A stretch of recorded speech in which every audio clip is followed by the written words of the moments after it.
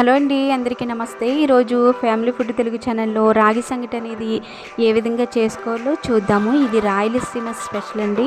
చాలా బాగుంటుంది. నచ్చిన కర్రీతో తింటే చాలా టేస్ట్గా చాలా బాగుంటుంది. ఎంతో ఆరోగ్యం కూడాను.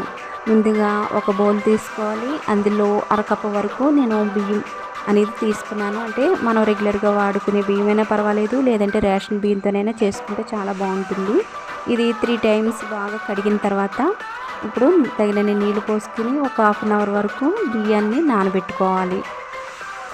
ఇప్పుడు అరకప్పు బియ్యానికి నేను 1 కప్పు వరకు రాగి పిండి అనేది తీసుకున్నాను. ఇప్పుడు వెడల్పు ఎక్కువగా ఉండే గిన్నెని తీసుకోవాలి. అడుగు మందం గల గిన్నె తీసుకుని ఇందులో 6 కప్పుల వరకు వాటర్ అనేది తీసుకోవాలి.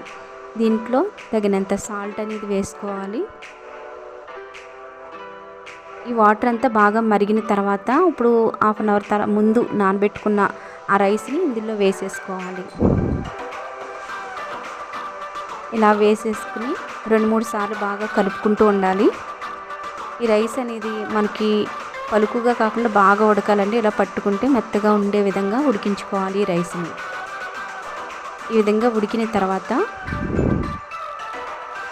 ఇప్పుడు ఈ రాగి పిండి అనేది మధ్యలో వేసుకుని మూత పెట్టేసుకుని ఒక 5 నిమిషాలు బాగా ఉడికించుకోవాలండి. అంటే ఆ పిండి సారం అంతా కూడా అడుక్కి వెళ్ళే అంత విధంగా మూత పెట్టుకున్న తర్వాత ఒకసారి మూత తీసి చూడండి. ఒకసారి ఈ విధంగా గరిటెతో అంతా కలిసే విధంగా ఎక్కడా కూడా ఉండలు పొడితనం లేకుండా బాగా కలుపుకోవాలి. ఈ విధంగా అంతా కలిపేసుకుని ఇంకొక 2 నిమిషాలు బాగా ఉడికించుకోవాలి.